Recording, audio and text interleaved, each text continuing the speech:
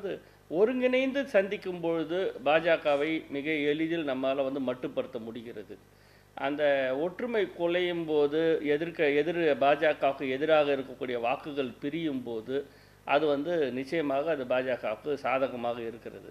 இப்போ நாடாளுமன்ற தேர்தலை பொறுத்த வரைக்கும் எல்லாருக்கும் ஒருங்கிணைந்து செயல்படுவதில் எந்த மனத்தடையும் இல்லை, எந்த பிரச்சனையும் இல்லை. கட்சிகளுக்கு, மாநில கட்சிகளுக்கு எல்லாரும் ஒருங்கிணைந்து செயல்படக்கூடிய ஒரு வாய்ப்பு உருவானது.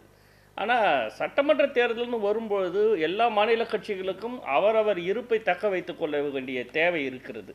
அப்போது அவர்கள் கொஞ்சம் விகரசாக தான் அதை பார்ப்பாங்க மாநில கட்சிகள். இங்கே ஏதாவது ஒரு கட்சி விட்டு கொடுத்து போக வேண்டும் என்று நாம் எதிர்பார்க்க வேண்டும் என்றால் அது நிச்சயமாக அதை விட்டு கொடுத்து போக வேண்டிய இடத்தில் காங்கிரஸ் கட்சி இருக்கிறது என்பது தான் யதார்த்தமான ஒரு சூழ்நிலை. இப்போ முதல் இடம், இரண்டாம் இடம், மூன்றாவது இடம்னு வரும்பொழுது முதல் இடம் இரண்டாவது இடத்துக்கு இருக்கக்கூடிய அந்த வித்தியாசத்தை பார்க்குறோம். இரண்டாவது இடத்துக்கும் மூன்றாவது இடத்துக்குமான வித்தியாசம் ரொம்ப பெருசாக இருக்குது. அப்போ காங்கிரஸுடைய வாக்கு சதவீதம் ஒரு பெரிய அளவில் இல்லாத பட்சத்தில் அவர்கள் சில மாநிலங்களில் சில ஸ்ட்ராட்டஜிகளை மாற்றி அவர்கள் மேலும் அதை விட்டு கொடுக்க வேண்டிய சூழ்நிலை இருக்க தான் செய்யுது.